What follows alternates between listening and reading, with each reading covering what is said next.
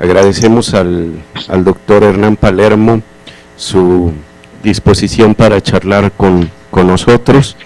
El profesor Palermo es investigador del CONICET, que es un centro que conjunta investigadores en la ciudad de Buenos Aires. Él ha trabajado temas de la antropología laboral, de hecho recién publicó un libro. Ojalá tuvieras un ejemplar por ahí para que nos lo muestres, Hernán, y hagamos promoción del libro. Sí. Ahí casualmente está a la mano. Sí. La producción de la masculinidad en el trabajo petrolero. Después podremos hablar con Hernán para poder promover el trabajo. Y dejamos entonces la palabra a Hernán, repitiendo que pues le agradecemos mucho su presencia aquí con nosotros, después además de las muchas confusiones de horario que tuvimos, pero bueno, pues ahora nos tocará oír cuestiones muy relevantes sobre el caso de Argentina. En días anteriores escuchamos sobre Brasil. Les informamos que aquí los compañeros bueno, que operan esta sala nos ayudaron grabando la conferencia anterior y esta también. Entonces esto nos permitirá ponerlas disponibles en la red, y además pues después tendremos que hacer una reflexión sobre México una vez que ya hayamos escuchado los tres casos. Bueno, Hernán, pues bienvenido, muchas gracias y tienes la palabra. Bueno, desde ya, gracias a Octavio y Omar que me hicieron esta invitación y facilitaron mi voz allí con ustedes, y desde ya va toda mi solidaridad respecto a lo que están viviendo en los últimos tiempos. La verdad que las imágenes que vemos aquí de Argentina son terribles y angustiantes, y bueno, en lo personal tengo muchos amigos y amigas allí, con lo cual intento estar lo más cerca posible. Van en ese sentido la mayor solidaridad para todo el pueblo de México. Yo lo que estoy intentando pensar y llevar con ustedes es cuál es la experiencia que se vive en Argentina vinculada, digamos, al contexto político que vivimos aquí en Argentina, y la relación con la ciencia, y sobre todo la ciencia y los trabajadores del sector científico, los trabajadores y las trabajadoras del sector científico. Acá hay un par de elementos interesantes para poder pensar, que son bastante novedosos respecto de la historia argentina reciente. Desde noviembre de 2015, como bien todos saben, en Argentina hubo un cambio de gobierno de signo político de gobierno. Asume la presidencia Mauricio Macri, y allí cambia todo, de alguna manera se abre una nueva etapa en Argentina, que aún todavía nos cuesta caracterizar, nos cuesta pensar, nos cuesta evaluar, porque es una etapa reciente, pero que viene con muchísimos cambios. Apenas asume el gobierno de Mauricio Macri en noviembre de 2015, se inaugura con una serie de despidos masivos muy fuertes en el sector del Estado, y estos despidos luego se trasladan al sector privado, ¿no? Empieza una serie de despidos masivos en el sector privado y el sector público. Y esos despidos estuvieron muy fuertemente asociados a la estigmatización de los trabajadores del Estado, a una mirada muy estigmatizante del trabajador del Estado como un trabajador que es vago, que no trabaja, que no hace su trabajo. Acá se lo llaman ñoquis, no sé si allí en México se dirá la misma palabra, pero se le decían ñoquis, que es como el trabajador vago que no... es decir, se empieza a construir desde el gobierno y de los medios de comunicación que acompañan a este gobierno, que son la mayoría, una muy fuerte estigmatización respecto del sector de los trabajadores. Y lo otro que se empieza a instalar es la idea de que el bienestar que teníamos con anterioridad al proyecto político anterior era un bienestar ficticio y que de alguna manera era la fiesta del derroche y ahora habría que normalizar el país. Por eso comienzan los despidos, por eso comienzan el ajuste, por ejemplo, a los servicios públicos, gas, agua y luz aumentan en un año 50 o 60%. En otros casos aumenta el 300%, dependiendo de la zona de que estemos hablando. Comienza de alguna manera también algo que también es importante, comienza un proceso muy fuerte de impugnación de las conquistas vinculadas a los derechos humanos.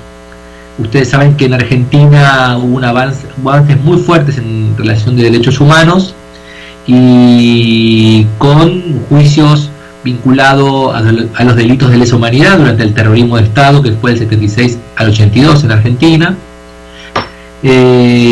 con el encarcelamiento en cárcel común de aquellos militares que estuvieron implicados en delitos de lesa humanidad, que esto ustedes saben que es secuestro y desaparición de personas, ¿no? Y algo que comenzaba a verse en Argentina, que era un fenómeno muy interesante, era la relación, la complicidad civil del terrorismo de Estado en Argentina, es decir, el lugar de las empresas, del sector empresario, durante el terrorismo de Estado. Es decir, un montón de empresas, muchas empresas vinculadas en Argentina al terrorismo de Estado, directamente aportaban logística para la desaparición de personas. Y no solamente eso, sino que al interior de las empresas existían los centros clandestinos de detención. Es decir, había un vínculo orgánico entre el sector civil empresarial, es decir, una parte del capital, con el sector militar. Y en los últimos, diríamos, 8 o 7 años, comienza a conceptualizarse la dictadura militar, no ya como una dictadura militar, sino como una dictadura cívico-militar, donde comienza a investigarse el sector civil, empresarial, donde comienza a investigarse el sector eclesiástico también, la iglesia, además no del sector militar. Bueno, esto empieza también a impugnarse y comienza a instalarse de nuevo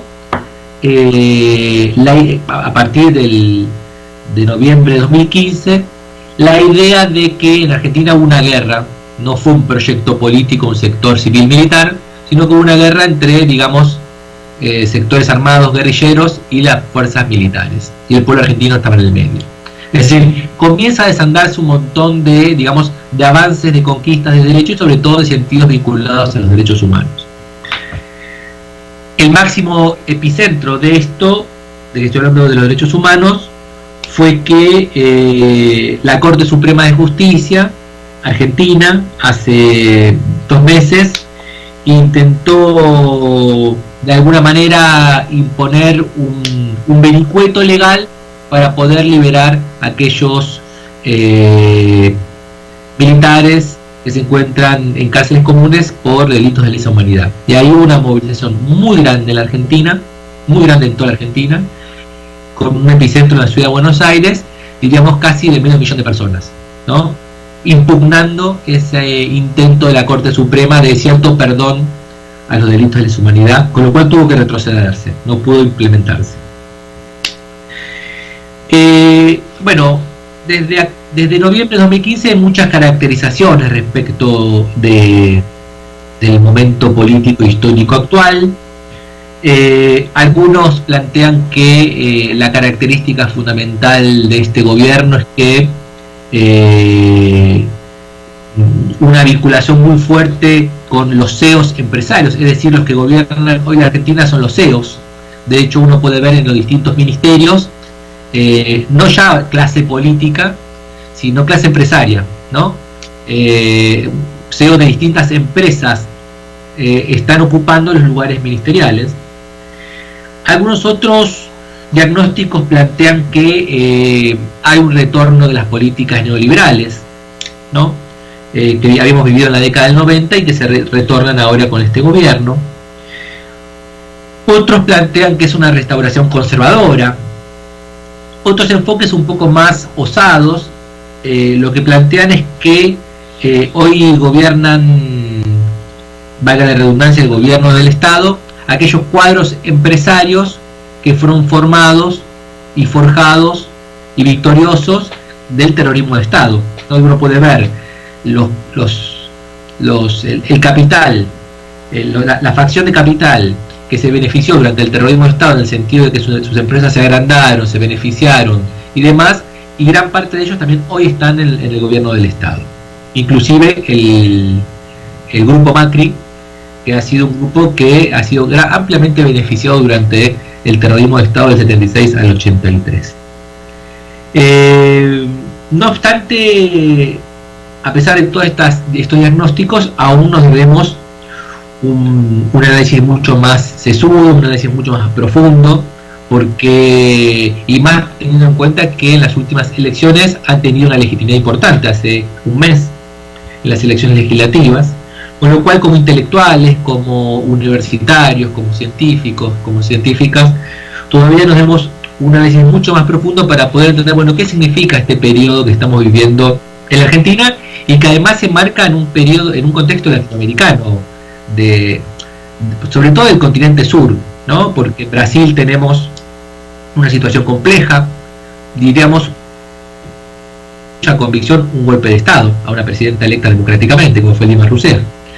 En Argentina tenemos de alguna manera, podríamos decir, no una democracia precarizada, porque estamos fuertemente retrocediendo en derechos y en conquistas, y un ajuste muy fuerte en todos los sectores, sobre todo cuando me metan en el sector de ciencia, ahí tenemos un ajuste muy fuerte. Es decir, en Latinoamérica estamos, bueno, en Chile, en Latinoamérica, digo, con la posibilidad de una vuelta también de la presidencia de Piñera. Digo, estamos viviendo en el cono sur un momento difícil, ¿no? Ni hablar de lo que pasa en Venezuela, ¿no? Un momento difícil que cambió los aires políticos de lo que se vivía en el continente latinoamericano, ¿no? Ahora bien, este es el contexto un poco histórico, el momento histórico que estamos viviendo.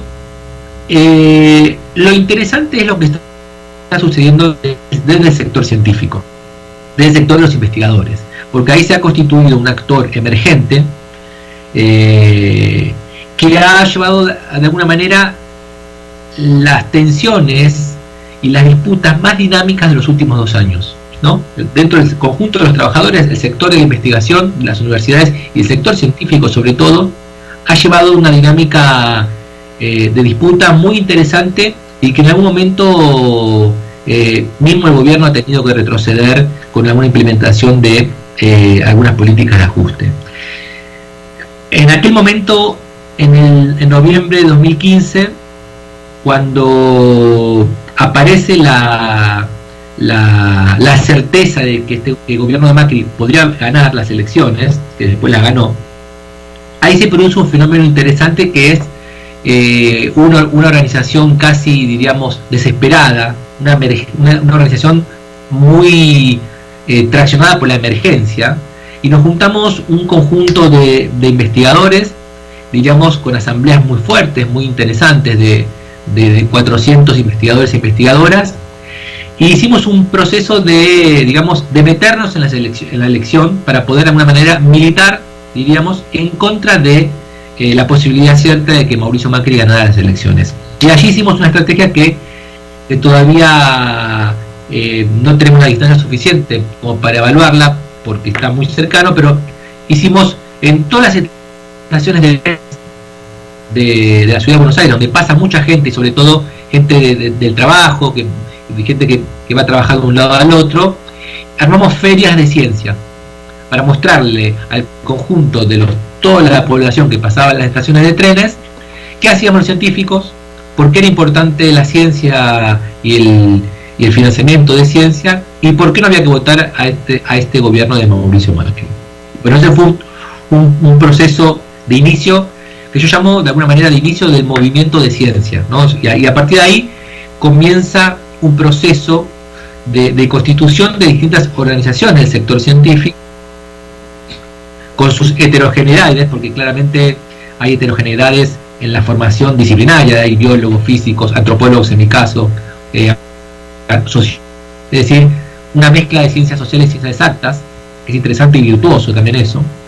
Y además también lo que se mezcla en ese movimiento de ciencia que se creó en ese momento es, hay tradiciones políticas diversas, porque muchos colegas, compañeros y compañeras vienen de tradiciones diversas, llámese de tradiciones más de izquierda, de tradiciones del peronismo, de tradiciones del trotskismo, con lo cual todo el movimiento de ciencia tiene esa complejidad. Y también hay muchos colegas que nunca han militado, nunca han estado en ningún espacio militante y hoy son grandes dirigentes dentro del sector científico. Bueno, en aquel momento comenzó digamos ya en 2016 comenzó una lucha muy fuerte entre el sector científico y el gobierno de Mauricio Macri, y hubo como, digamos, 3 momentos claves a lo largo del año pasado. Uno fue un encuentro que hicimos en una universidad para discutir qué ciencia queríamos nosotros, los que ejercemos la ciencia, y cuando pensamos que, ahí hay otro concepto, cuando nosotros pensamos qué ciencia queremos, indefectiblemente estamos pensando qué proyecto de país queremos, porque una ciencia tiene influencia con el proyecto económico, una ciencia tiene influencia con un proyecto tecnológico de país, la ciencia tiene influencias con el proyecto social, es decir, muchos de los investigadores nuestros en el CONICET también son los que piensan las políticas de intervención en educación sexual, ¿no? En temas de pobreza, pues son las líneas de investigaciones. Es decir, cuando pensamos ciencia entendimos muy bien que estamos hablando del proyecto de país. Y tuvimos un encuentro en una universidad, en la Universidad de Avellaneda, donde congregamos más de 1.500 investigadores e investigadoras discutiendo durante 2 días sobre qué ciencia y qué país queríamos. Otro epicentro en la lucha del año pasado fue cuando, disputando el presupuesto de ciencia, hicimos una movilización muy fuerte en el Congreso de la Nación, y en aquella vez terminamos movilizando cerca de 4.000 personas frente al Congreso de la Nación. 4.000 personas, estamos hablando de investigadores e investigadoras. Y lo último que sucedió el año pasado, en diciembre del año pasado, cuando ya la tensión entre el sector científico y el gobierno se puso muy tenso, y sobre todo 500 compañeros que eran investigadores quedaban fuera del CONICET, se realizó la toma del ministerio, ¿no?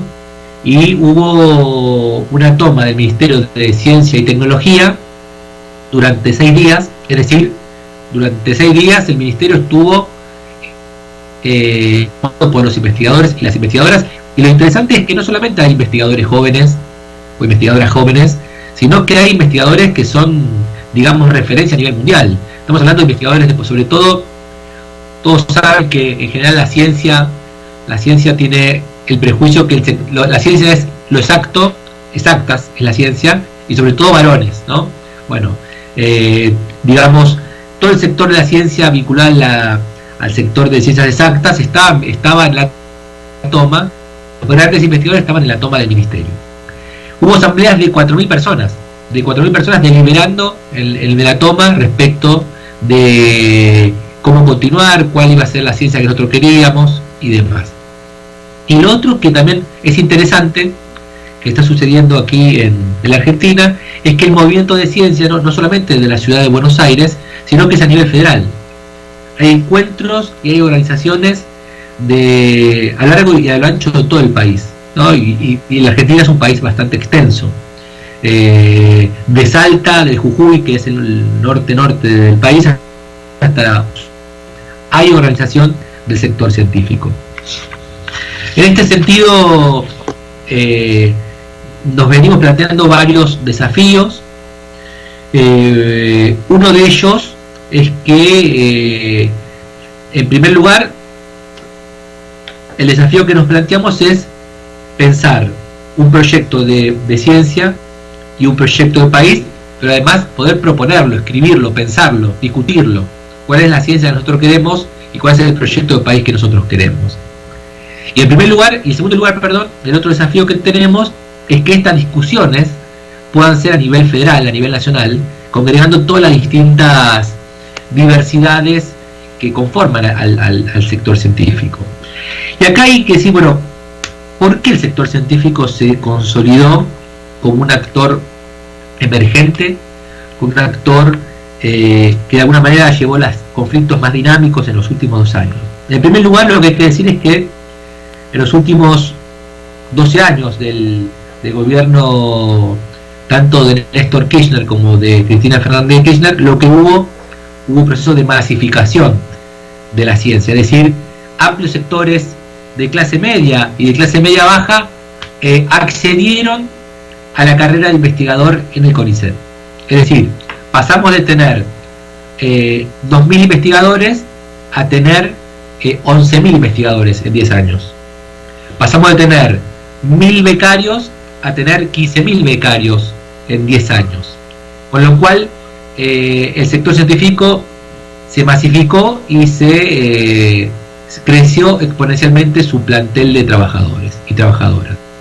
Y lo otro que sucedió, que también es importante, es que en el discurso público, tanto el discurso de los medios de comunicación como el discurso público desde la política, el sector científico comenzó a tener un capital simbólico importante. Todos los logros de la ciencia que empezaron a acontecer, ya sea la construcción de satélites, ya sea la construcción de vacunas, ya sea logros vinculados a las políticas de intervención del Estado, donde había científicos que pensaban la intervención del Estado en temas complejos como marginalidad, política de educación sexual, política de educación en general y demás, comenzaron a ser parte del discurso público del gobierno, digamos, tanto de Néstor Kirchner como de Cristina Kirchner.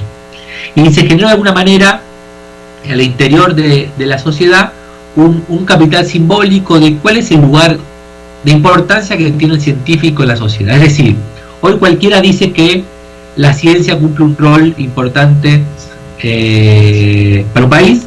Hoy cualquiera piensa que no hay proyecto de país sin un proyecto científico, y por eso me parece que ahí comenzó, digo, de alguna manera a conformarse un capital político y simbólico que hoy posiciona de alguna manera al sector en un lugar privilegiado para articular y disputar sus intereses, sus disputas. Y lo otro que también, y con esto termino, se comprendió un poco aquí en la Argentina, es que cuando hay una tensión en el sector de la ciencia, no es un conflicto corporativo, sectorial, sino que atañe al conjunto del pueblo argentino. Porque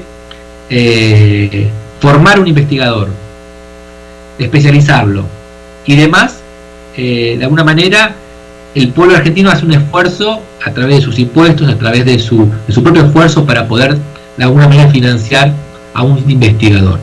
Y además lo otro que se comprendió es que las agendas de investigación de la ciencia tienen que ver con las problemáticas propias de los países en el cual uno investiga. Digo, por ejemplo, hubo hace muy poquito avances importantes respecto de lo que fue una enfermedad endémica que es el Chagas, que el Chagas básicamente está en el norte de la Argentina y, bueno, con su particularidad.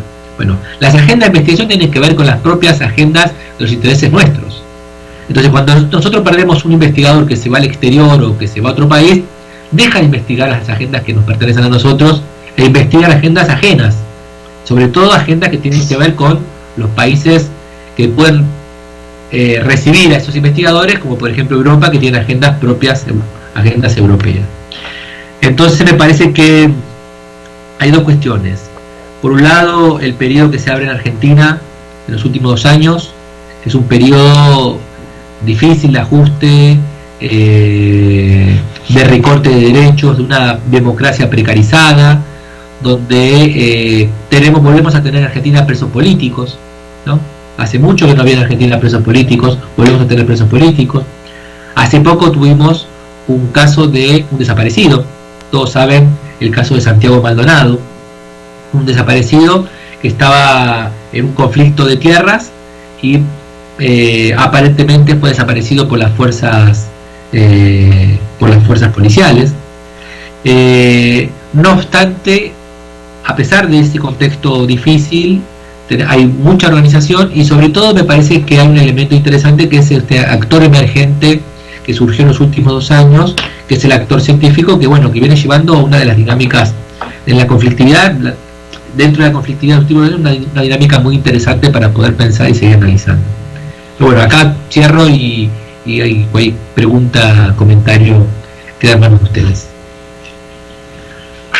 Gracias, Hernán. Bueno, pues vamos a abrir para rondas de preguntas. Me gustaría, como provocando un poco la participación de nuestros estudiantes, que creo que uno de los puntos que se vuelven muy importantes es que meditemos las diferencias entre México, en su caso cuando escuchamos a Brasil y ahora con Argentina, ¿no? Hernán, yo lo sigo en Facebook, es un activo activista de la lucha de los académicos y estuvo en la toma del ministerio y aparece mero adelante en las marchas,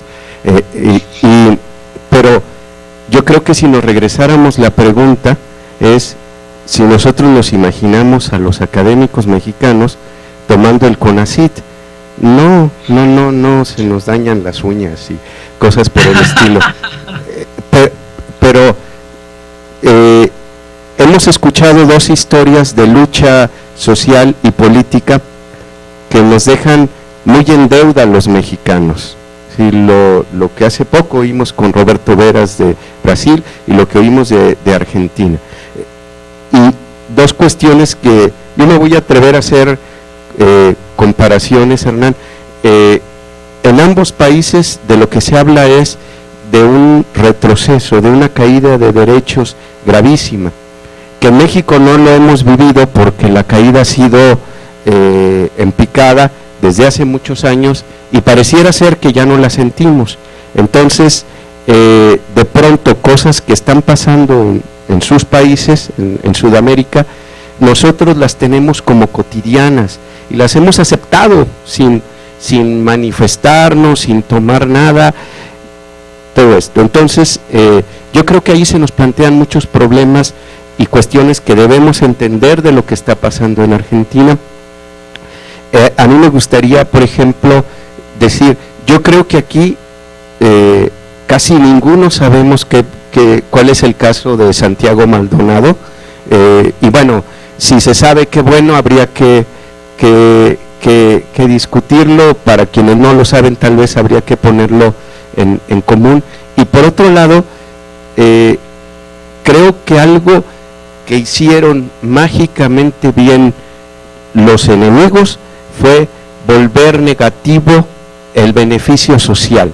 Es decir, les dan porque son flojos, los tienen trabajando y no deberían tener derechos. Esto que convenció a los votantes tanto en Brasil como Argentina, que había que acabar con los beneficios sociales, yo creo que es algo que tenemos que reflexionar, porque parecía que era obvio la defensa de los más pobres, de los más perjudicados del capitalismo. Y yo recuerdo que cuando estuve en Argentina oía a los taxistas de decir, le dan dinero a las madres solteras que son unas flojas, que no trabajan, ¿cómo es posible, no? Y lo mismo podrían decir, ahora los becarios del CONACYT les dan beca, que se creen por estudiar, y etcétera, etcétera, etcétera. Todo lo que es un logro, un beneficio social, encuentra una forma de ser destruido por los mismos beneficiarios, ¿no? Y bueno, entonces yo ya me callo y ojalá tengan muchas preguntas, muchos comentarios, porque esta es la idea. Adelante, a ver. ¿Quién? Anímense.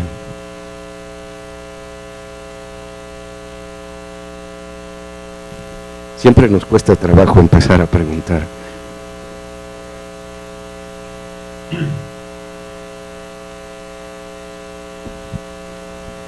Hola, buenas tardes.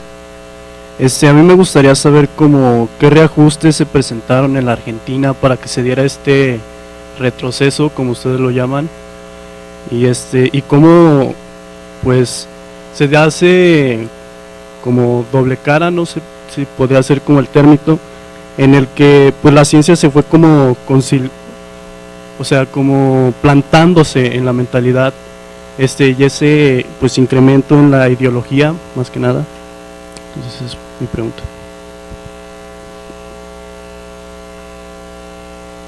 atrás tenían una pregunta, ¿sí? Es que se necesita el micrófono porque si no, no nos oye. Bueno, yo solo quería preguntar cómo, si mencionas que hace mucho no había presos políticos, ¿cuál es la reacción de la gente o cuál es el apoyo de la gente? Porque aquí en México creo que constantemente hay presos políticos e inclusive ignoramos cuáles son aquellos presos políticos y pues no sé cuál es el impacto de no tener presos políticos a volver a ese punto.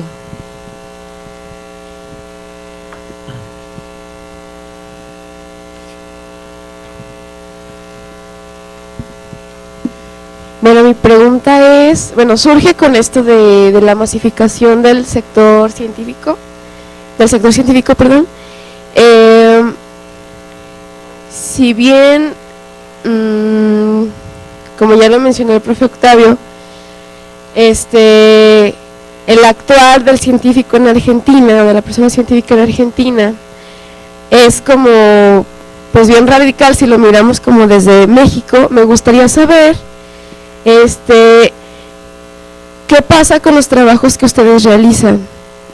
No sé si le lleguen a las personas que no son científicas, no tienen una carrera universitaria. Sí, o sea, ¿cuál es el alcance de los trabajos científicos que ustedes están produciendo? Bueno, si te parece, Hernán, para que nos respondas estas y seguimos. Bueno, primero la de los presos políticos. Bueno, en Argentina en general es una... ¿Se escucha así? La Argentina en general es una sociedad bastante movilizada. Es una sociedad que tiene una historia muy fuerte de movilización y de conflicto. No suele ser una sociedad, digamos, apaciguada. Y respecto a los presos políticos ha habido, bueno, muchísimas movilizaciones, muchísimas. Lo que pasa es que el gobierno también intenta como desprestigiar muchísimo. El gobierno actual es una alianza entre medios de comunicación hegemónicos, ¿no? Los grupos más importantes de comunicación, el sector judicial, con lo cual, bueno, hay un bloque de poder, diríamos, muy compacto, muy fuerte. Pero, por ejemplo, en marzo de este año hubo, solamente el mes de marzo habrá habido unas 15 movilizaciones. Unas 15 movilizaciones, pero cuando hablamos de movilizaciones hablamos de varios miles. Con lo cual, el tema de tener un preso político no pasa desapercibido en la Argentina, sino que, bueno, sobre todo estoy hablando de la figura de Milagro Sala, ¿no? Que era una dirigente de un movimiento social muy importante, que estuvo presa más de un año, y ahora hace un mes, después de tanta conflictividad y tanta movilización, tuvieron que darle, digamos, la prisión domiciliaria, con problemas, ¿no? Con algunos problemas, pero no pasa desapercibido. Lo que pasa es que también lo que sucede, como planteaba Octavio, es que también este gobierno juega a que se naturalicen ciertas cosas, ¿no? A que haya una naturalización de ciertas situaciones, ¿no? Volvemos de nuevo a tener movilizaciones en la Argentina con represión, que hace mucho no teníamos. Es decir, antes el protocolo de las fuerzas policiales iban a una marcha sin armas, ¿no? Y en general no intervenían. Ahora volvimos a tener las imágenes de enfrentamientos callejeros entre las fuerzas policiales y distintos movimientos. Con lo cual, bueno, ahí nos mete también nos vuelve de nuevo a ciertas imágenes que pensamos habíamos perdido. Respecto de, creo que me habías dicho cómo se expresó el ajuste, compañero, cómo se expresó el ajuste en ciencia y el término de la ideología. ¿Qué me habías preguntado respecto a la ideología?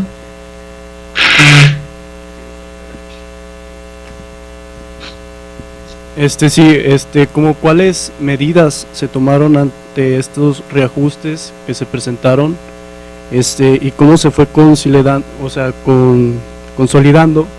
el progreso de la ciencia, o sea, estas como dos vertientes. Sí, Bueno, a ver si puedo responder. El ajuste en la ciencia básicamente tuvo que ver con menor presupuesto para investigación. Digo, a partir del año pasado, la ley de presupuesto, digamos, para todo el país, cuando se presenta la ley de presupuesto, ya venía con un ajuste muy fuerte al sector científico. Y eso tuvo varias consecuencias. En primer lugar, tuvo las consecuencias más inmediatas, que 500 becarios y becarias, ustedes saben que acá tenemos un modelo de CONICET más parecido al modelo francés, es decir, uno entra como becario de CONICET y después entra a planta de investigador como planta permanente dentro del CONICET, luego de 8 años de beca y luego después de un año entero de evaluación muy estricto y muy riguroso para entrar a la planta de investigador del CONICET. Entonces, yo soy trabajador del CONICET y los 20.000 que estamos dentro del sector somos trabajadores de CONICET. Entonces, hubo 500 compañeros y compañeras que tuvieron 8 años de beca, atraviesan toda la evaluación de ese año, que es una evaluación muy estricta, que son varias etapas, hay evaluaciones de comisiones, pares externos, bueno, es una evaluación muy estricta. Se dictamina que tienen los pergaminos académicos suficientes para entrar a carrera de investigador, y ahí es cuando sucede el problema, no entran por falta de financiamiento. Y ahí fue el primer conflicto respecto de los 500 que quedaron afuera. Y después, bueno, hay un montón de líneas de investigación que empiezan a ser desfinanciadas y empieza a haber problemas para poder sostener la línea de investigación. Y la otra cuestión es que está pasando muy fuertemente, y sobre todo en ciencias exactas. Nosotros que somos sociales a veces tenemos un poquito más de problemas, pero en ciencias exactas muchos de ellos están yéndose al exterior. Ustedes imagínense, en laboratorios alemanes, franceses y españoles están recibiendo con los brazos abiertos a investigadores que han sido formados en universidades públicas de Argentina, que después lo financió organismos públicos para que se doctoren, y van básicamente con costo cero al exterior, a laboratorios privados en el exterior. Entonces digo, el ajuste se está expresando en distintos sentidos, y la verdad que nosotros veníamos con el anterior proyecto político de un crecimiento de la ciencia muy fuerte, muy fuerte. Es más, se habían creado empresas del Estado, por ejemplo ARSAT, que es la constructora de satélites, donde tenía dentro investigadores para llevar adelante esos desarrollos. Con lo cual veníamos de un proceso muy fuerte de crecimiento de la ciencia en la Argentina. No solamente en cantidad, sino también en desarrollo tecnológico, en desarrollo científico, ciencias sociales. De hecho, muchos de los investigadores que no entraban a CONICET a veces formaban parte de los ministerios para poder llevar adelante políticas de intervención estatal. Ministerio de Desarrollo Social, Ministerio de Trabajo y demás. Y lo otro que me había preguntado la compañera sobre los conflictos radicales, ¿cómo había sido la pregunta? A ver si me la puede repetir, por favor. No, pregunté que cómo más bien se socializaba el conocimiento a partir de la masificación del sector científico. ¿Cuál era el alcance, sí, pues, de los trabajos que ustedes hacen, no? Sí, está bien. A ver, acá hay una discusión interesante, porque aparte el gobierno actual lo que se encarga de hacer en este proceso de estigmatización es que nos dicen que nuestras investigaciones para qué sirven, ¿no? Empiezan a armar falsas dicotomías sobre, por ejemplo, hay una dicotomía que armaron ahora sobre ciencia básica y ciencia aplicada, ¿no? ¿Para qué queremos ciencias básicas? ¿De qué sirven? Y de ahí me parece que nosotros tenemos que poder ser inteligentes y desandar esos falsos debates, porque está clarísimo que toda ciencia aplicada es un cúmulo de construcción de ciencia básica. Digo, no existe la ciencia aplicada si no es una sumatoria de ciencias básicas que a priori parecería que no tienen ningún tipo de intervención en términos sociales, ¿no? Esto por un lado, digo, es una falsa dicotomía a la que nos expone. Y la otra es, bueno, a ver, este gobierno actual es un gobierno que admira mucho a los países centrales, mira mucho a Estados Unidos, mira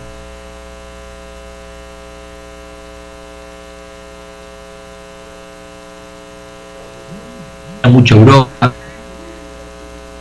Sí.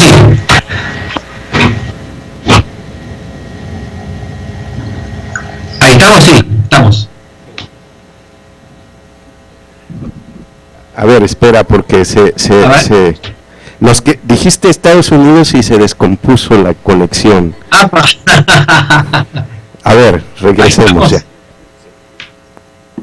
Parece que ya estamos, a ver. Sí, bueno, como decía, acá en los medios de comunicación se vanagloria mucho de mirar países, digamos, entre muchas comillas, más llamados desarrollados. Y lo que tenemos que mirar allí es que en esos países el Estado hace una fuerte inversión en términos de ciencia. El Producto Bruto Interno de estos países destina entre 3, 4, 5, 6% al sector científico.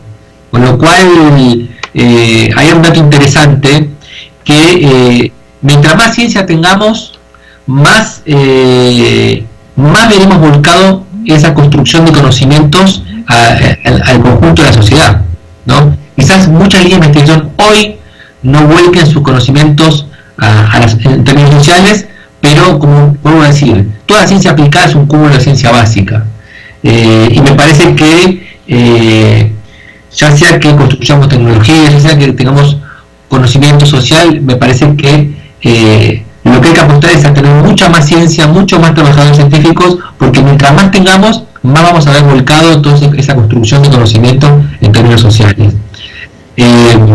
Ahora bien, lo que hay que muchas veces desandar es esta idea de que la ciencia uno es una línea de investigación y tiene una aplicación directa, ¿no? La aplicación siempre es compleja, siempre es compleja, nunca es directa, nunca es de manera simple, sino que hay una complejidad que hay que entender, como es en la construcción del sistema científico. Bueno, no sé si he respondido. Sí, pero bueno, también me gustaría saber cómo, o sea, el alcance, porque el alcance de lo que ustedes hacen, pues, con la gente que no estudia sociología, o sea, con la gente que no estudia, sí, que no conforma el sector científico. O sea, sí, claro. ¿Cómo es o puede ser una herramienta para las mismas personas que no son científicas? Sí, mira, nosotros hacemos algo que es interesante. Primero me olvidé de decir que yo formo parte de un espacio que se llama Científicos Autoconvocados, ¿no?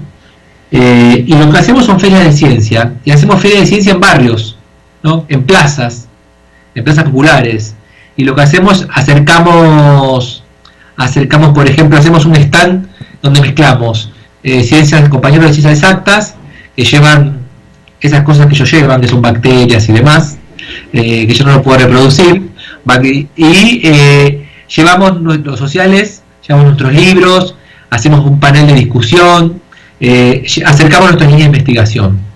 Yo en particular investigo temas laborales, temas de trabajo y género, el acceso vinculado a la mujer al trabajo asalariado y demás. Bueno, podemos armar de alguna manera algún panel, alguna discusión, llevar nuestros libros, es decir, armamos stand de ciencia, y esto es interesante porque me parece que es la forma de popularizar la ciencia, ¿no? Sacarlo de ese lugar de torre de marfil y hacerlo accesible, hacer que la ciencia sea una aspiración, es decir, que muchas generaciones, aquellas generaciones de los sectores populares sobre todo, aspiren, quieran poder acceder a ser un investigador, y que durante gran parte del periodo anterior se podía hacer esto. Ahora hay un problema, ¿no? Porque hay el financiamiento, pero sí es una discusión muy fuerte esto de popularizar la ciencia. Y mira, yo cada vez que lo pienso, no es solamente una idea nuestra. El anterior proyecto político tenía un espacio llamado Tecnópolis, no sé si ustedes saben lo que es. Tecnópolis era una gran feria de ciencia que se inauguró, si mal no recuerdo, en el 2008, Tecnópolis, y que allí congregaba todo el sector científico, tecnológico de la Argentina, y era gratuito. Todo el mundo podía ir de forma gratuita, y ahí pasaban durante el fin de semana miles de familias muy del sector popular, ¿no? Y me parece que hay una sinergia también que tiene que ver con el capital simbólico que tiene hoy la ciencia, que es una vinculación muy cercana de la ciencia respecto a los sectores populares. Por eso muchas veces yo creo que ese acercamiento, esa masificación, esa construcción aspiracional, es decir, yo quiero poder ser un científico, me parece que también es lo que le da la potencia simbólica y política al sector que hoy yo me encuentro y sobre todo en los procesos de disputa respecto al gobierno actual, ¿no? Porque te puedo decir, muchos votantes del gobierno actual pueden estar de acuerdo con el gobierno, pero están en desacuerdo con el ajuste. Y eso es interesante pensarlo, ¿no? Aquel que vote que legitima este gobierno no legitima el ajuste en la ciencia. Porque hay una idea de que la ciencia siempre es un beneficio, a veces no se sabe cómo explicar, de qué manera, pero es un beneficio para el conjunto del país, de la sociedad.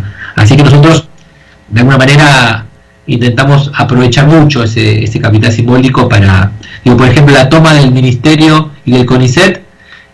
La gente de a pie se acercaba a traernos comida, a traernos víveres, a sostener la toma, con lo cual fue un proceso muy interesante. De hecho, tuvimos una toma hace muy poquito, la semana pasada, del ministerio. Fue la segunda toma del ministerio, la semana pasada. Así que bueno, me parece que es un actor emergente interesante. Hay que ver cómo se sostiene, porque también es difícil, ¿no?, sostener la intensidad de la militancia, porque también trabajamos, necesitamos cumplimentar con los requisitos laborales. El CONICET es muy estricto en términos de evaluación hacia nosotros. Bueno, y ahí hay también una tensión fuerte, ¿no?, porque también la militancia te requiere mucho tiempo y mucho compromiso, pero también necesitamos mantener también nuestros trabajos. Y sobre todo también la familia, ¿no? Porque en mi caso tengo hijos y demás, que bueno, es toda una complejidad que le suma a todo esto. Bueno, no sé si he respondido. ¿Alguna otra pregunta? Anímense.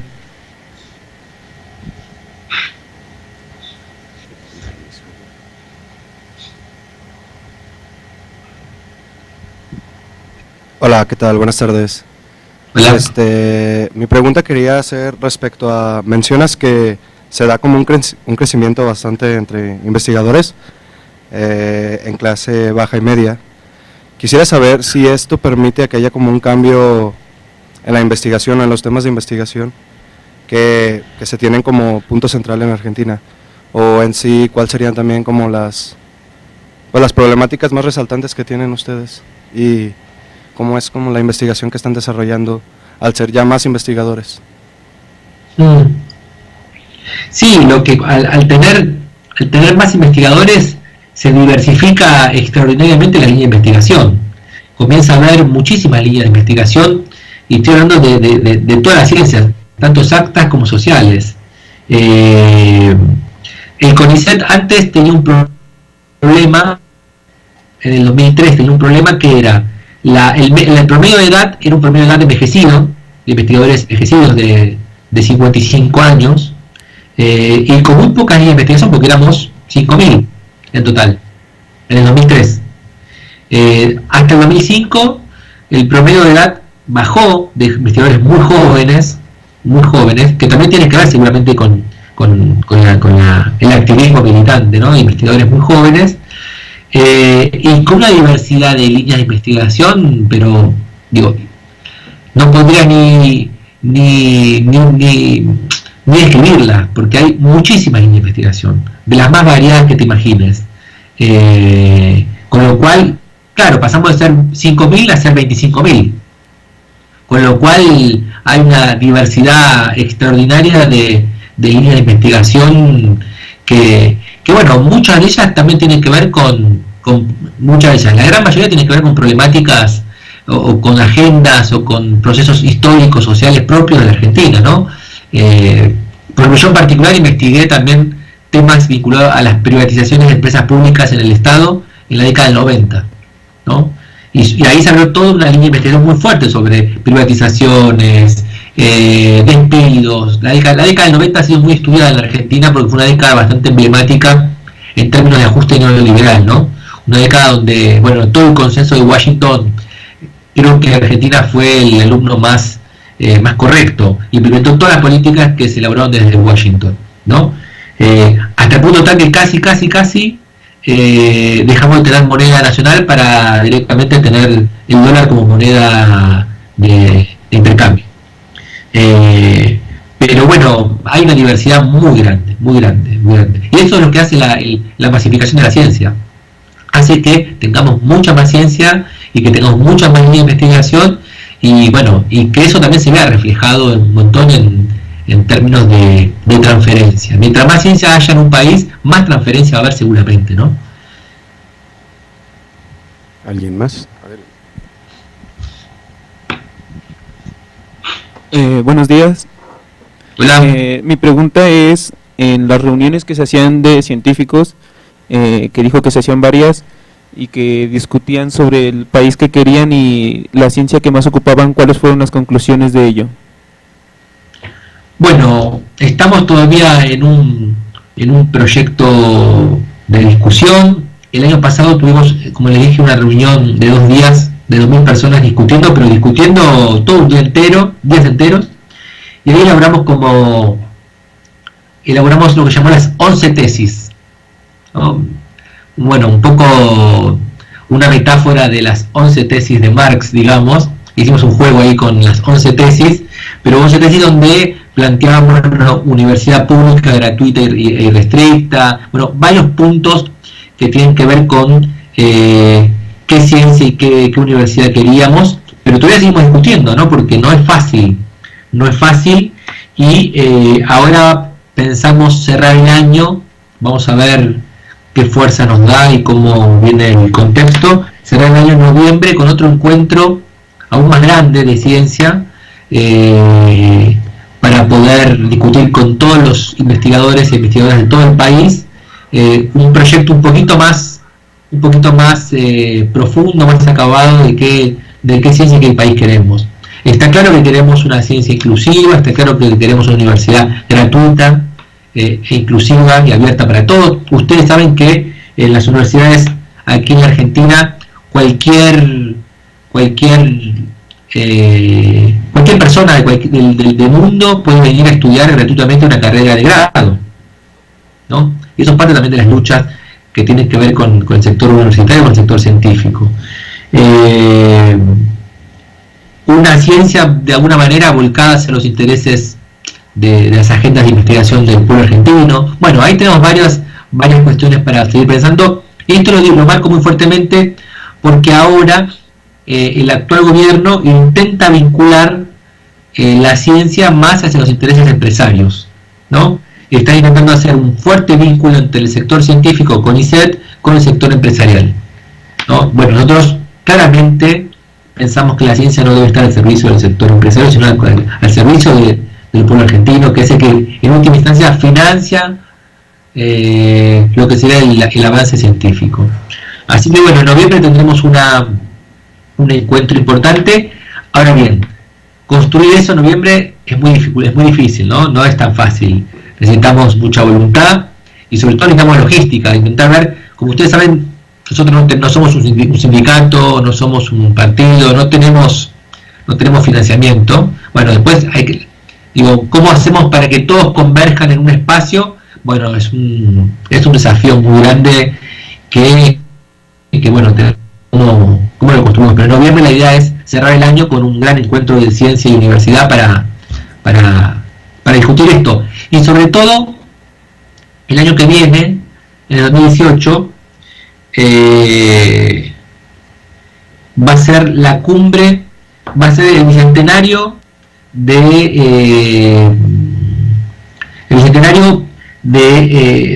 vinculado a no sé la palabra, pero el bicentenario de la fundación de la Universidad aquí de Buenos Aires.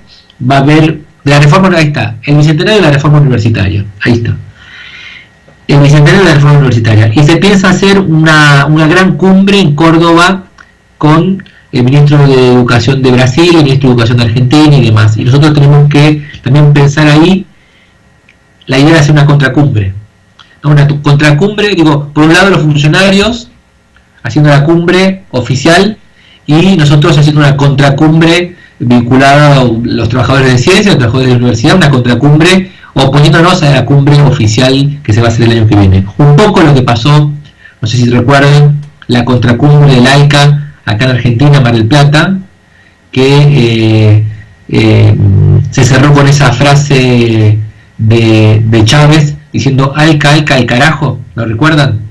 Bueno, estamos pensando armar una contracumbre el año que viene al bicentenario de la reforma educativa, y bueno, así que bueno, tenemos muchos desafíos por delante para la construcción y sobre todo, bueno, para resistir, porque lo que hay que decir es que estamos viviendo un periodo de derrota política, ¿no? El gobierno actual es un gobierno, como dijimos, pues, un gobierno de CEOs, de empresarios, que claramente gobiernan para los sectores más concentrados del capital, y tenemos 2 años más por delante de este gobierno, con lo cual estamos viviendo un periodo de resistencia, estamos en la retaguardia, estamos resistiendo para que el ajuste no sea todo lo profundo que este gobierno quisiera. El ajuste está, y el ajuste se aplica, pero por lo menos intentamos que no sea todo lo profundo que el gobierno intenta que sea, y en ese sentido, bueno, sabemos muy bien que no estamos en un momento de defensiva, no de ofensiva, ¿no? Defendiendo lo que tenemos, lo que nos queda. En ese sentido, bueno, es que la organización es muy dificultosa, pero la verdad que el sector científico ha demostrado importantes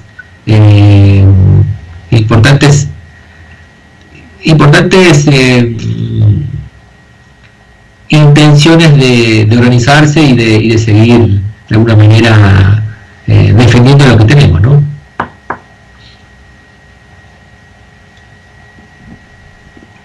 ¿Alguna pregunta más? Lo otro que le quiero decir que es interesante muchas veces es que, antes que me haga la pregunta, es que muchas veces hay, por ejemplo, hay una marcha, hay una movilización de la central de trabajadores, ¿no? Y lo que es interesante muchas veces es que nosotros también convocamos, cuando hay una marcha, no sé, la CGT, la Central General de Trabajadores, los científicos convocamos, plantamos bandera y tenemos nuestra columna. Y cuando pasamos, es interesante porque la mirada que tiene el sector del trabajo hacia nosotros, muchos de los trabajadores nos aplauden y nos dejan pasar.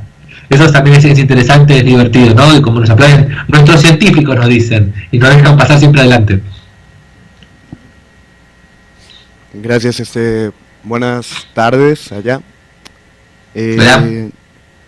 Mi pregunta va más relacionada hacia lo que es el estigma hacia el sector marginal.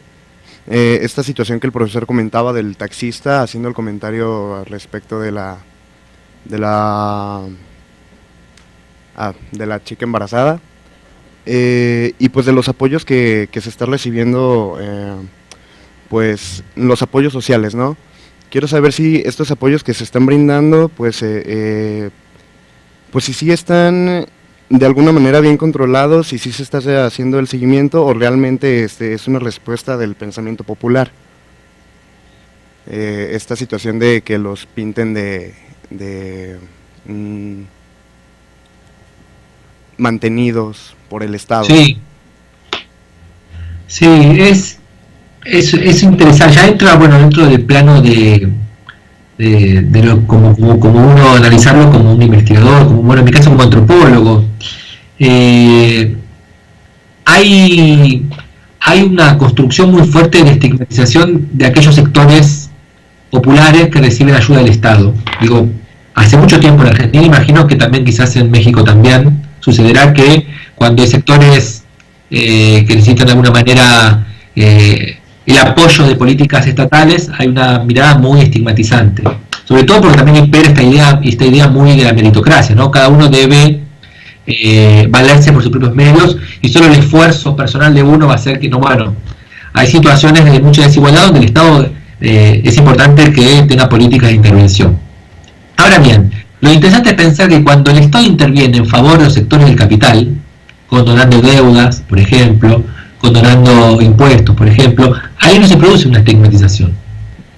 Digo, y ahí también tenemos el Estado apoyando el crecimiento de sectores del capital. De hecho, el actual gobierno ha condonado un montón de deuda pública de empresas desde que asumió hasta la actualidad. Y eso no hay una construcción de estigmatización porque de alguna manera se apoye, se ayude a los poderosos.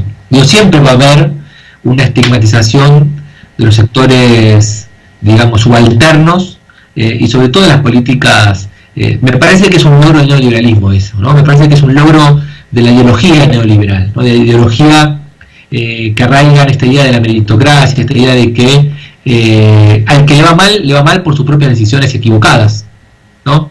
Y al que quiere que le vaya bien va a poder irle bien. Me parece que eso es un gran logro de los valores y de los sentidos y los símbolos vinculados al neoliberalismo. El anterior gobierno de la Argentina ha intentado transformar esos valores, pero bueno, son valores muy arraigados, muy cristalizados, sobre todo porque también el que recibe la ayuda social del Estado muchas veces se siente también avergonzado de esa ayuda. Es decir, cuando uno recibe una ayuda social del Estado, también sucede que se siente avergonzado, ¿no? Entonces digo, es muy complejo esa situación para poder pensar. Yo creo que dentro de la universidad podemos decir muy claramente que el Estado tiene que tener políticas de intervención a aquellos sectores que más necesitan ayuda, porque claramente las condiciones de vida en la cual uno vive, nace y se desarrolla estructuran básicamente los itinerarios de vida, ¿no? No es verdad que si uno nace en un sector, en un ámbito popular, en un asentamiento y demás, va a tener esa idea de meritocracia, de ascenso abierta al talento y poder, bueno, me parece que, pero bueno, sí, está muy instalado esta estigmatización, ¿no? De que el Estado no debe ayudar a los sectores populares. Y la otra cuestión también que está muy instalada y que al macrismo le ha ido muy bien, ustedes saben que en Argentina los subsidios, los servicios, gas, luz y agua, están subsidiados por el Estado. Es decir, pongámosle que yo pagaba en 2015 de agua o de luz por mes de 50 pesos, digamos. Hoy pago 500. Pero el gobierno fue muy eficaz en decir de que el Estado no tiene que subsidiar ningún servicio y que cada uno debe pagar lo que gasta por lo que consume, ¿no? Y en ese sentido es interesante que aquellos que además se ven perjudicados porque pagaban 50 pesos y ahora pagan 500 o 600 o 800 o 1000, lo justifican. Dicen, bueno, yo si consumo tanto debo pagarlo tanto. Es decir, en ese sentido fue eficaz en producir un discurso de, bueno, cada uno paga lo que consume y el Estado no tiene por qué subsidiar ningún servicio. Con lo cual, bueno, también tiene que ver con este enfoque, ¿no?, que estamos discutiendo. Gracias.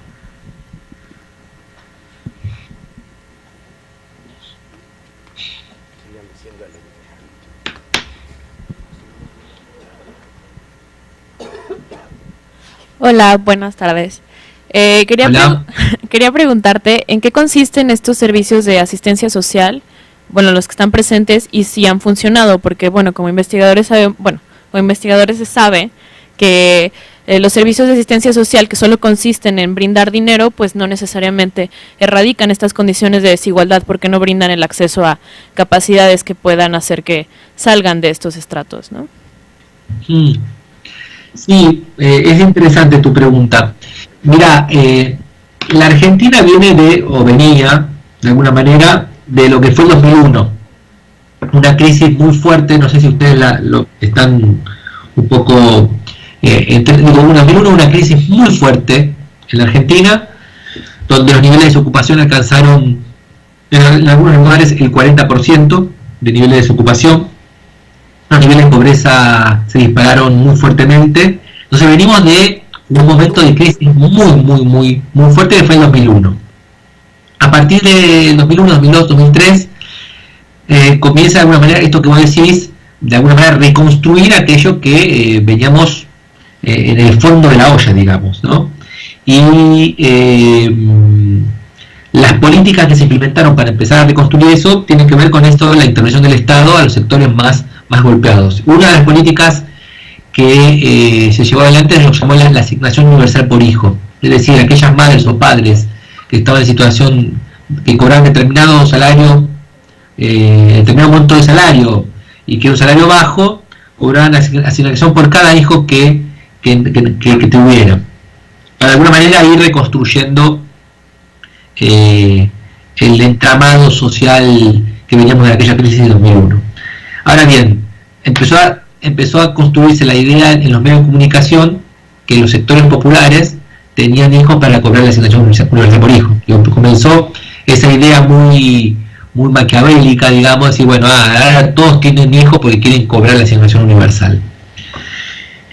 Ahora bien, pero es interesante lo que vos decís. Me parece que el anterior gobierno pudo reconstruir una política de primera generación, digamos, podríamos decir, para poder reconstruir y salir de la crisis, pero me parece que lo que no pudo darse es un salto de política de segunda generación, es decir, hacer que estos sectores que cobraban determinadas asignaciones y demás pudieran de alguna manera dejar de cobrarlos, porque también lo que sucedía, y esto lo vemos con nosotros, algunos que han analizado estas políticas, muchas veces aquellos que cobran, como lo dije hace un rato, estas políticas de intervención también se sienten de alguna manera estigmatizados y se sienten avergonzados. Digo, hay que lograr dar un salto ahí para poder construir una política de segunda generación. Ahora bien, de 2001 veníamos del fondo del río, digamos, y hasta el 2015, ahora estamos como, bueno, volvemos de nuevo a tener un camino de crisis inexorable. Por ejemplo, ustedes saben que lo que está aumentando en la Argentina, que fue gran parte del causante de la crisis de 2001, es la toma de deuda. Desde 2015 en adelante la Argentina es un gran tomador de deuda pública, y lo que está creciendo cada vez más en la ley de presupuestos, los presupuestos, es los intereses de deuda, y lo que decrece es inversión de ciencia, inversión de universidad, inversión de subsidios y demás. Con lo cual, inexorablemente estamos construyendo un escenario muy parecido al que desembocamos en 2001 respecto a la deuda. Pero bueno, es como decís, me parece que son políticas necesarias, pero me parece que son necesarios después pensar políticas de nueva generación para poder salir de esa situación de digamos, que también valorice el accionar de las personas, ¿no? Digo, bueno, es complejo. Lo que pasa es que, bueno, los países como los nuestros, los países periféricos, bueno, tienen problemas sobre todo por ese lugar de distribución de poder que les toca en el mundo, ¿no? Porque cuando tenemos momentos de prosperidad, después volvemos de nuevo a momentos de crisis, bueno, estamos en un problema que siempre estamos avanzando y retrocediendo. De hecho, hay una frase que se llama en Argentina de stop and go, que es avanzamos, retrocedemos, todo el tiempo estamos en ese proceso de avance y retroceso muy fuerte en términos económicos, políticos, sociales.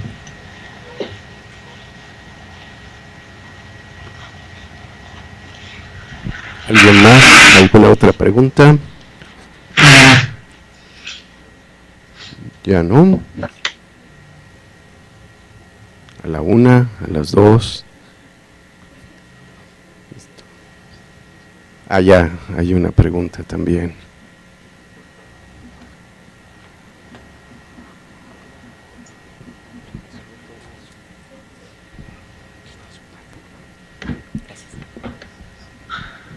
Hola. Hola.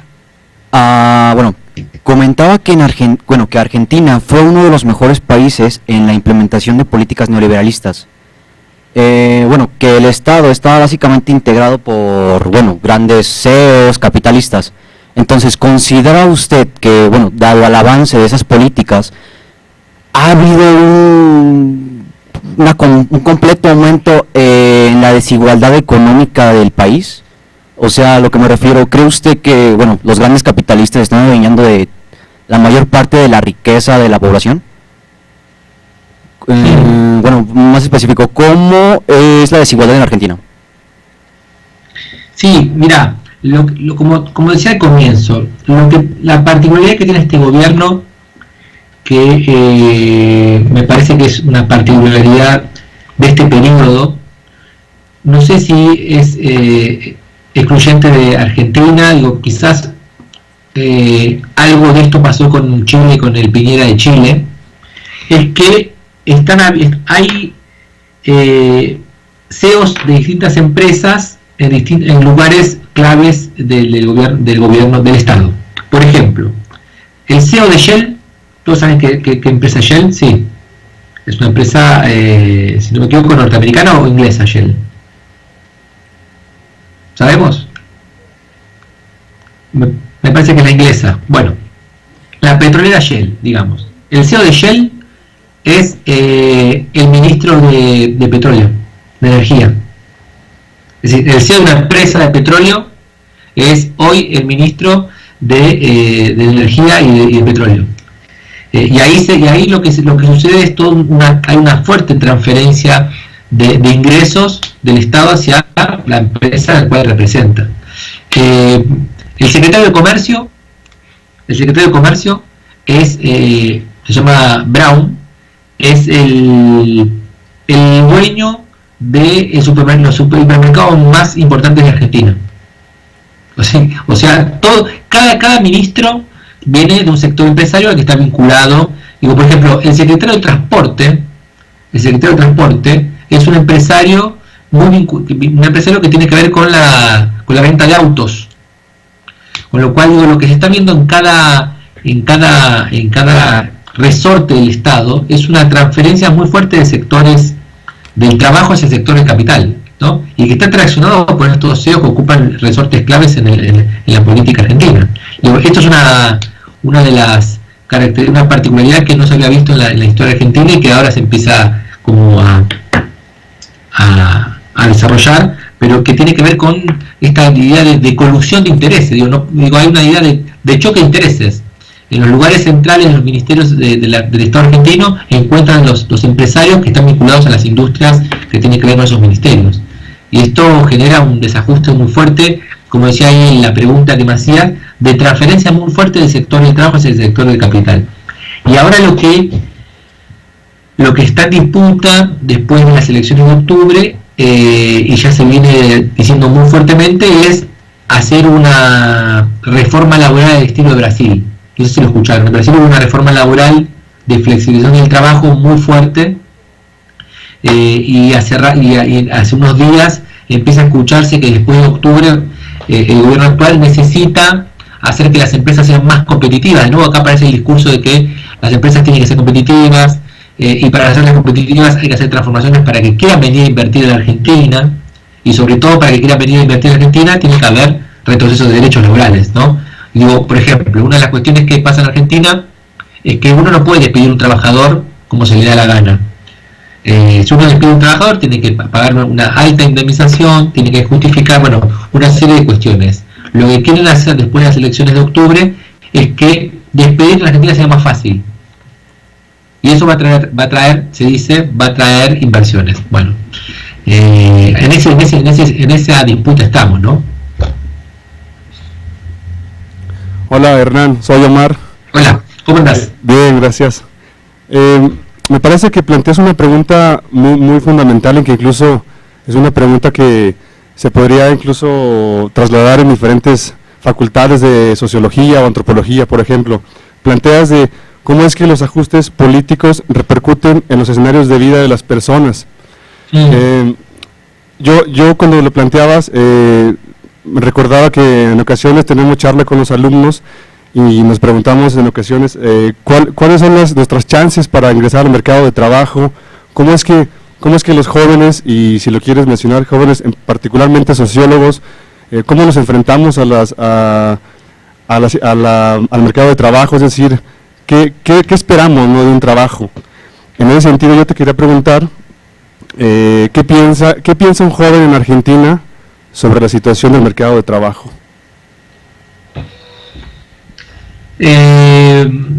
Bueno, qué pregunta. Digo, en el último tiempo la franja o el decil, digamos, que más está teniendo problemas para encontrar trabajo es el trabajo joven, ¿no? Ahí hay un problema fuerte que se está suscitando en Argentina, que también tiene que ver con un fenómeno reciente, que empieza a haber problemas sobre todo en las franjas jóvenes de trabajadores. Y en ese sentido, un proyecto que se está llevando adelante ahora, que es el llamado trabajo joven, que se intenta implementar aquí, que es ni más ni menos, bueno, ciertos convenios del Estado con algunas empresas, como por ejemplo con McDonald's y demás, que lo que intentan es construir trabajo flexibilizado, trabajo barato, ¿no? Sobre todo en los sectores jóvenes. Son los sectores jóvenes los que van a sufrir de alguna manera esas políticas de Estado. Bueno, yo creo que no estoy diciendo nada novedoso que usted no esté viviendo, me parece, ¿no? Si me permiten la digresión, el presidente actual de México se parece bastante a veces a nuestro presidente de aquí de Argentina, sobre todo en estas cuestiones que tienen todo el tiempo de hacer chistes fáciles respecto al fútbol y demás, ¿no? Que a todos nosotros nos produce vergüenza. Me parece que se parecen bastante. Pero bueno, los jóvenes están sufriendo, me parece, este tipo de políticas, y sobre todo hay una idea de construir al joven como un trabajo barato, flexible, ¿no? Como un trabajador descartable. Y hay varios proyectos que van en ese sentido aquí en Argentina.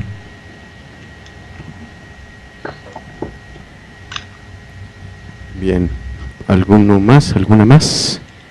Pues parece que se nos presenta un reto grande como académicos, como estudiosos de las ciencias sociales y como ciudadanos. Yo rescato de lo que dice Hernán, que es un tema también de una lucha discursiva, desde el sentido de la ciencia, pero pues el sentido del trabajo, porque hablar de una reforma que nos precariza, que nos flexibiliza, no solo afecta a los trabajadores de afuera, o sea, finalmente nos afecta a los que van a salir al mercado de trabajo, los que estamos, el sentido que tiene nuestro trabajo como sociólogos o como antropólogos, pues también es algo que tenemos que discutir, es decir, no asumir que hacer ciencia y ciencia social no sirve para nada porque nos han dicho allá afuera. Eso es un espacio que tenemos que ganar nosotros, así como lo han hecho los académicos en Argentina. Si hace falta saliendo a la calle, si hace falta muchas cosas, pero además con todo esto está en debate un proyecto de nación, ¿no? Un proyecto de nación que implica un modelo de universidad, un modelo de economía, muchas cosas que nosotros hemos dejado pasar, y creo que estas reflexiones nos enseñan mucho. Y acá al final se animó un compañero más, a ver, le damos la palabra rápidamente.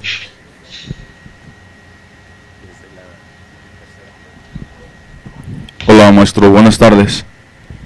Hola. Usted hace un comentario diciendo que el presidente actual de Argentina es muy parecido a nuestro presidente, a nuestro querido presidente. Me lleva a recordar algo. ¿Qué movimientos ha habido después de Eva Perón? ¿Algún otro presidente de la Argentina, no recuerdo bien, que haya sido bien visto como lo fue ella en su momento? Ahorita está Macri, que se apellida el nuevo presidente, ¿no? ¿Ha habido algunos movimientos grandes como en esos tiempos o no? Qué pregunta, porque aparte me estás hablando de un periodo de Perón y Perón del 45 al 55 en la Argentina. Me parece que la sociedad argentina, a ver, ¿cómo responderte?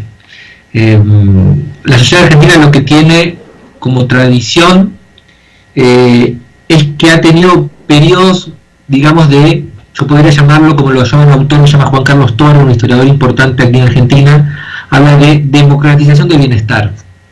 Ha tenido momentos o periodos de democratización del bienestar, es decir, que el bienestar, los derechos han sido alcanzados por grandes sectores de la población argentina. El 45 al 55 fue uno de ellos.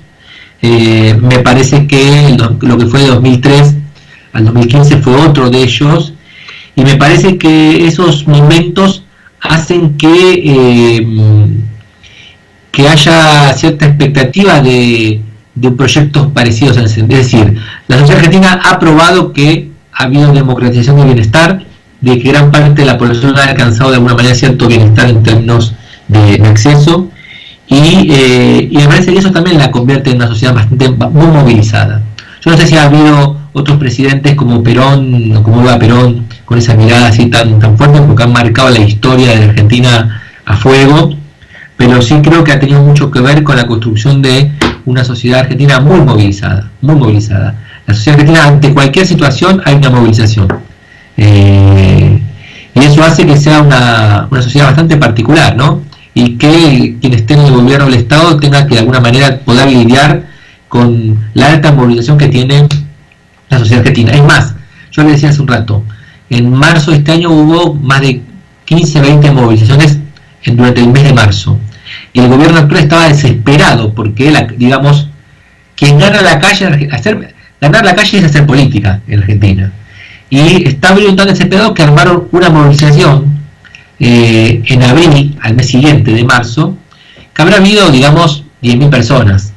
Pero digo, fue tan replicado en los medios de comunicación que parecía que había miles de millones de personas, ¿no? Pero digo, claramente la calle es un fenómeno importante para hacer política en Argentina, y me parece que ese recuerdo, esa memoria de esa democratización del bienestar de algunos periodos de la época de Argentina me parece que juega un montón en ese sentido. Nada, los insto a que los científicos y universitarios de allí, de México, se organicen, construyan sus banderas y militen, porque nosotros estamos de alguna manera convencidos que podemos aportar muchísimo para poder pensar esto que decíamos al comienzo, qué ciencia queremos y sobre todo qué país queremos. Y me parece que estamos en condiciones en muy buenas condiciones para poder decir qué país, qué economía, qué política, qué sociedad, qué cultura queremos para nuestro país. Así que me parece que los interpelo a que puedan organizarse y que puedan ser un actor relevante en la política nacional mexicana. Pues muchas gracias, Hernán. Yo creo que ha sido una charla muy rica, también gracias a los chicos que han estado, y a las chicas que han estado tan activos y activas en esta charla. Llegó nuestra jefa de departamento, entonces le damos la palabra ya muy breve para despedir. Buenas tardes. Bueno, una disculpa, pero actividades del departamento me han traído con un poco de atraso aquí. Me perdí la plática, pero bueno, ya por ahí alguno de mis compañeros me podrá comentar la reseña de la conferencia. Doctor Palermo, le agradecemos muchísimo a la Universidad Autónoma de Aguascalientes y el Centro de Ciencias Sociales, así como en específico el Departamento de Sociología en su 45 aniversario. Le agradecemos mucho su tiempo, su experiencia, su conocimiento, y bueno, pues para que nuestros jóvenes conozcan más allá de sus fronteras, tengan información y realidades, contextos de otras latitudes como puede ser nuestra América Latina. Agradecemos muchísimo su participación y su tiempo, y bueno, pues que no sea esta la última vez que usted pueda disponer de su tiempo para compartir con nosotros sus experiencias. Muchísimas gracias. Bueno, gracias a ustedes. Estoy a disposición de lo que necesiten, requieran y las veces que quieran contactarse, y les mando un fuerte abrazo a todos y a todas que están allí, y bueno, y a seguir pensando, debatiendo, que eso es lo más interesante, lo más rico que tenemos como sector universitario y científico, que es discutir, pensar, debatir y bueno, y llevarlo a la acción también. Gracias. Gracias, Hernán. Hasta luego.